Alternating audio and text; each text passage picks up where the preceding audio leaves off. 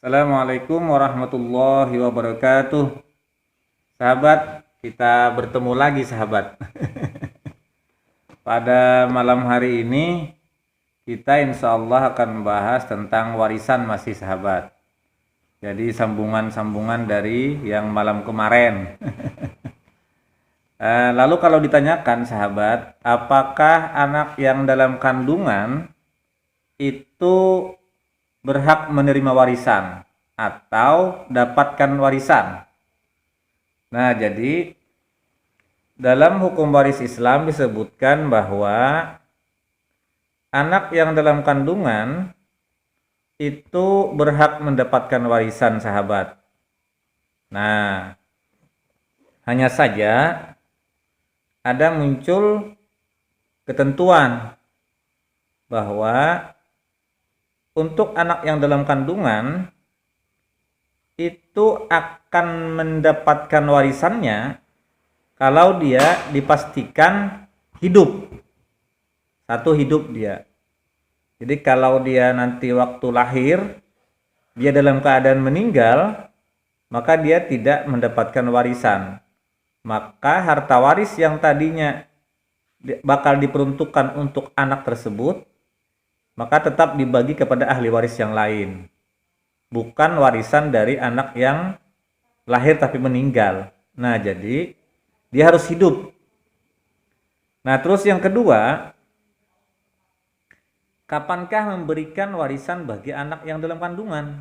Nah, ini menjadi perbedaan sahabat pendapat di kalangan ulama, karena ada yang mengatakan bahwa warisan itu harus segera dibagi. Nah, sementara kan anak belum lahir. Nah, lalu ada yang mengatakan warisan ditunda hingga anak itu lahir agar bisa menentukan apakah dia laki-laki atau perempuan. Karena angka pembagian itu berbeda antara laki-laki dan perempuan, 2:1. Nah, jadi dari sekian pendapat-pendapat itu, maka bisa kita ambil pendapat yang menengah, yang moderat. Jadi anak yang dalam kandungan itu boleh dibagikan langsung warisannya dengan ancar-ancar. Misalkan dia akan dibagi segera, maka apakah itu laki-laki atau perempuan? Nah, diambillah yang terbanyak dulu. Nah, kalaunya laki-laki, lahirnya maka pas, berarti jumlahnya. Kalau dia perempuan berarti akan lebih. Maka sisa lebihnya itu dibagi lagi kepada ahli waris yang lain. Nah, itu salah satu solusi. Jika warisan itu dibagikan segera, maka untuk anak yang dalam kandungan diprediksi dia laki-laki, maka dianggap ditahan uangnya berjumlah laki-laki. Kalaupun nanti lahirnya perempuan, maka sisanya dari haknya perempuan satu bagian dialihkan bagian satunya lagi kepada ahli waris yang lain. Tuh. Nah, terus yang kedua, harta atau uang atau warisan milik anak itu disimpankan oleh ahli waris yang lain yang kita anggap atau yang dianggap lebih mampu menanggung amanahnya.